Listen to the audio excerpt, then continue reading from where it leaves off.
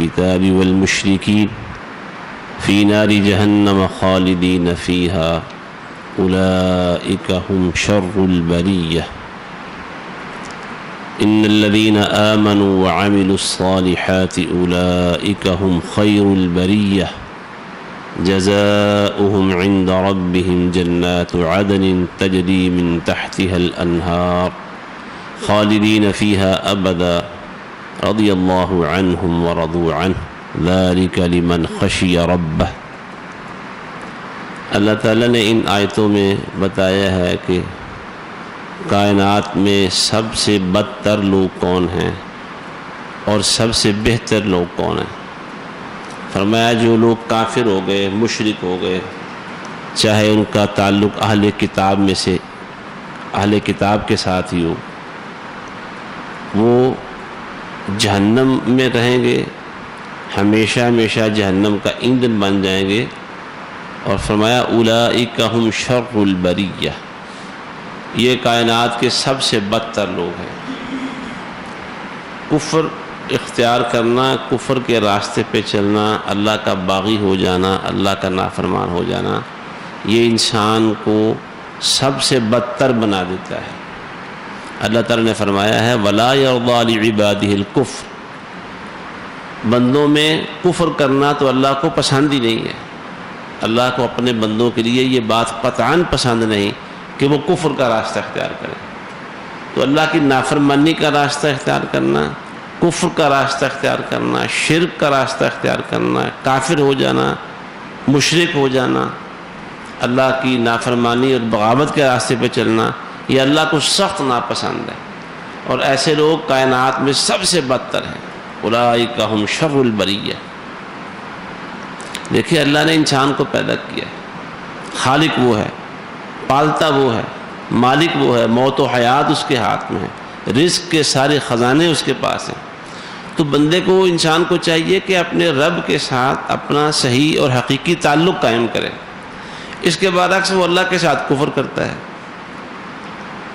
شکر گزاری کی بجائے ناشکری کا راستہ اپناتا ہے، اللہ کے حکم کے مطابق صحیح عمل کرنے کی بجائے وہ بد عملی کا راستہ اختیار کرتا ہے۔ اللہ کا رزق کھا کر، اللہ کی دی ہوئی صحت، اللہ کی دی ہوئی زمین، اللہ کی دی ہوئی یہ ہوائیں اور فضائیں، ان میں رہتے ہوئے اللہ کا نافرمان ہو جانا، اللہ کا باغی ہو جانا اللہ کو سخت ناپسند ہے۔ اس لیے فرمایا کہ جو لوگ کفر و شرک کے راستے پر چل نکلتے ہیں اولئک ہم شر البریہ، یہ کائنات کے بدترین لوگ ہیں۔ اور بہترین لوگ کون ہیں؟ ان الذین آمنوا وعملوا الصالحات اولئک ہم خیر البریہ، جو اللہ پر ایمان لائے ہیں، اللہ کو اس کی ذات میں، اس کی صفات میں، اس کی بندگی میں وحدہ لا شریک لہ مانتے ہیں، اس کو اس کی صفات میں بے مثال مانتے ہیں، اسے اس کی ذات میں وحدہ لا شریک لہ مانتے ہیں، اس پر ایمان لائے ہیں، کامل ایمان، صحیح ایمان، اور پھر ایمان کے تقاضے پورے کرتے ہوئے عمل الصالحات، عمل صالح بھی کرتے ہیں۔ ایمان اور عمل صالح، قرآن نے ان کو ہمیشہ اکٹھا بیان کیا۔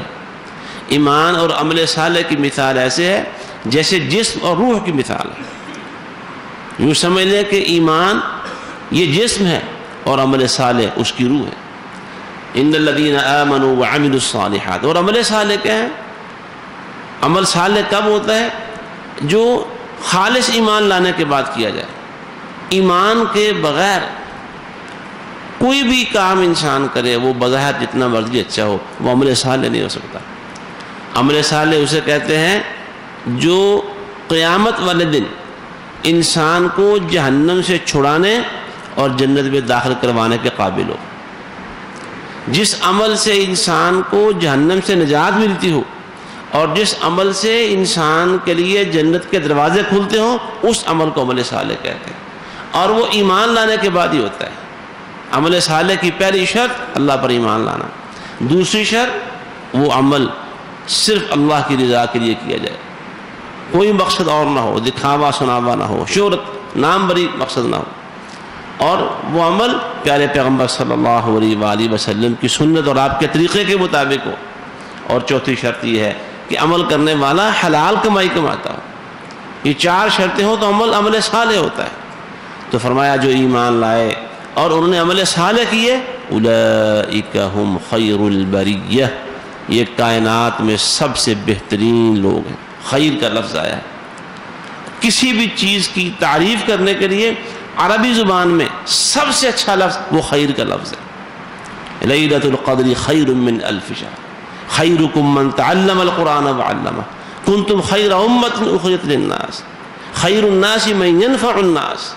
خیر کسی بھی شخص کی، کسی جگہ یا کسی کام کی تعریف میں سب سے اعلیٰ اور بہترین لفظ وہ خیر کا لفظ ہے۔ خیر البریہ، بریہ میں سے، مخلوقات میں سے سب سے بہترین لوگ ہیں۔ اور اللہ نے قرآن مجید میں سورہ الحشر میں فرمایا لا یستوی اصحاب النار و اصحاب الجنہ، جہنمی اور جنتی لوگ کبھی برابر نہیں ہو سکتے۔ اصحاب الجنت هم الفائزون، کیونکہ جنت والے حقیقت میں کامیاب لوگ ہیں۔ جہنمی کائنات کے بدترین لوگ اور جنتی کائنات کے سب سے بہترین لوگ ہیں۔ آج دنیا میں رہتے ہوئے ایک موازنہ کیا جاتا ہے سمجھنے کے لیے کہ دیکھیں جی ہم مسلمان لوگ اپنے اخلاق میں، انسانیت میں بہت گرے ہوئے لوگ ہیں، اور کفار کی بڑی تعریف ہوتی ہے کہ جی وہ اخلاق میں بڑے اچھے ہیں، انسانیت میں بڑے اچھے ہیں، انسانی خدمت کرنے بڑے اچھے ہیں، اور بڑے بڑے افراد کا نام انسانی خدمت، انسانیت کی خدمت میں بڑے بڑے لوگوں کا نام ہے۔ مدر ٹریسا کا نام لیتے ہیں، وہ گنگا رام کا نام لیتے ہیں، دیکھو جی کیسے بڑے بڑے کام کیے۔ جان کی دیوی اسپتال یہاں پاکستان میں، وہ جو جن لوگوں نے یہ اسپتال بنائے تھے، کہتے ہیں کہ آج تک ان کے خاندان ان ہسپتالوں کے لیے سالانہ فنڈ بھیجتے ہیں، جی ہمارے آباء و اجداد نے یہ اسپتال بنائے تھے، ان کے نام تبدیل نہ کریں آپ، ہم فنڈ دیں گے آپ۔ یہ دیکھو جی کیسے کیسے کام کر گئے۔ مسلمانوں میں ایسے لوگ نہیں ہیں، لیکن یاد رکھیے یہ جتنے عمل ہیں یہ دنیاوی لحاظ سے بڑے اچھے ہیں، بڑے خوبصورت کام ہیں، لیکن یہ عمل صالح نہیں ہو سکتے، کیونکہ عمل صالح وہ ہوتا ہے جو انسان کو اللہ کی جنت میں پہنچا دے اور جہنم سے اس کو نجات دلوا دے۔ ایک انسان کفر پہ مر گیا ہے، اللہ پر ایمان نہیں لایا، اس نے اسپتال بنائے ہوں، اس نے ٹرسٹ میں، ہاں کچھ فائدہ ہو سکتا ہے آخرت میں، ہو سکتا ہے ان اچھے کاموں اور انسانی خدمت کے کاموں کی وجہ سے اللہ ان سے جہنم کا عذاب ہلکا کر دے، یہ تو ہو سکتا ہے۔ لیکن جب تک ایمان نہیں ہوگا، اور ایمان کی مثال ایسے ہے جیسے بینک میں اکاؤنٹ کھلوانا ہوتا ہے، اکاؤنٹ کھلے گا تو وہاں پیسے جمع ہوں گے، پیسے آئیں گے، پیسے جائیں گے۔ بینک میں کھاتا ہی نہیں کھولا، اکاؤنٹ ہی نہیں کھولا، انسان نہ اس میں پیسے اپنے جمع کروا سکتا ہے، نہ اسے باہر سے اس میں پیسے آ سکتے ہیں۔ ایمان اللہ کے ہاں اکاؤنٹ کھولنا ہے، ایمان ہوگا تو انسانی خدمت کے کام اس کے عمل صالح کے بینک میں جمع ہوں گے، جتنے بھی کام ہیں وہ جمع ہوں گے۔ تو مسلمان جس نے کلمہ پڑھ لیا ہے وہ بہرحال کافروں کے مقابلے میں بہتر۔ مسلمان، اللہ مسلمانوں کے بارے میں فرما رہا ہے اولئک ہم خیر البریہ، یہ کائنات کے سب سے بہترین لوگ ہیں۔ ویسے اللہ ہمیں توفیق دے ہم اپنے اخلاق میں اچھے ہو جائیں، ہم اپنے کردار میں اچھے ہو جائیں، ہم معاملات کے اندر اچھے ہو جائیں، ان میں صفائی آ جائے، ستھرائی آ جائے، شفافیت آ جائے، لوگوں انسانی ہمدردی کے کام ہم سے اچھے ہونے لگ جائیں۔ لیکن یہ بات حقیقت ہے کہ مومن جو عمل صالح کرنے والے ہیں کائنات کے بہترین لوگ ہیں۔ دیکھیں فرعون کی بیوی، فرعون کون ہے جو کہتا ہے انا ربکم الاعلی؟ اللہ نے فرمایا فاخذہ اللہ نکال الآخرۃ والأولی، فرعون کو اللہ نے دنیا اور آخرت دونوں جہانوں میں عبرت کا نشان بنا دیا ہے۔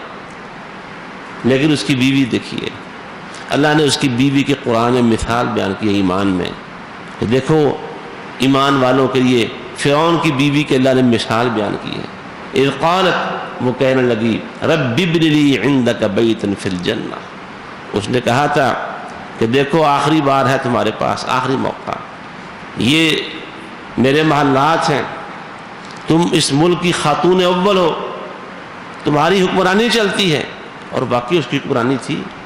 فرعون بچوں کو قتل کروا رہا تھا، لیکن جب خاتون اول نے کہا اس بچے کو قتل نہ کرو، شاید ہم اسے اپنا بیٹا ہی بنا لیں، فرعون نے اس کے کہنے پہ اپنا وہ فیصلہ تبدیل کر لیا.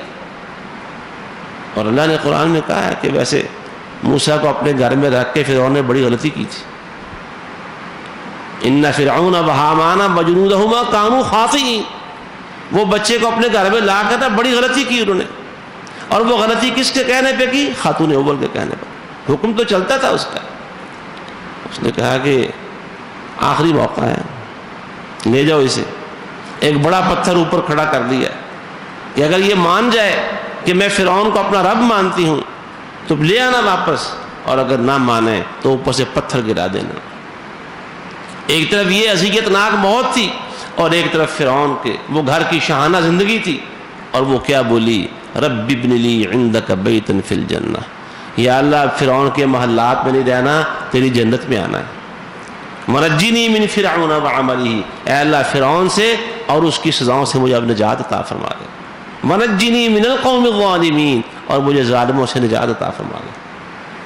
اللہ نے اس کو اس کا گھر جنت کا دکھا دیا. پھر رسول اللہ صلی اللہ علیہ وسلم نے فرمایا, اور اوپر سے پتھر جب گرایا گیا, پتھر گر کے کہ اس کے جسم کو اذیت اور تکلیف آئے, اس سے پہلے اللہ نے اس کی روح بھی اس سے نکال لی تھی. اب دیکھ فرعون کہاں ہے؟ دنیا کے لیے عبرت کا نشان, اور قیامت کے دن بھی عبرت کا نشان ہوگا. اور اس کی بیوی کہاں ہے؟ اللہ نے اس کی ایمان میں اعلیٰ ترین مثال بیان کر دی. فرعون کن میں ہے؟ شر البریہ کے اندر ہے. اور اس کی بیوی امرأت فرعون, رسول اللہ صلی اللہ علیہ وسلم نے جو کمال کی خواتین دنیا میں ہوئی ہیں ان میں آسیہ بنت مزاحم یعنی فرعون کی بیوی کا ذکر بھی کیا. یہ باکمال خواتین میں سے ایک خاتون ہے. اور وہ کون کن میں سے ہے؟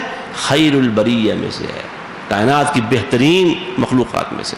تو اللہ ہمیں توفیق عطا فرمائے ہم خیر البریہ میں شامل ہونے کی کوشش کریں. جو خیر البریہ میں ہیں ان کا انجام بھی اللہ نے بتایا, ان کا بدلہ جنات عدن ہیں, ہمیشہ رہنے والے باغات.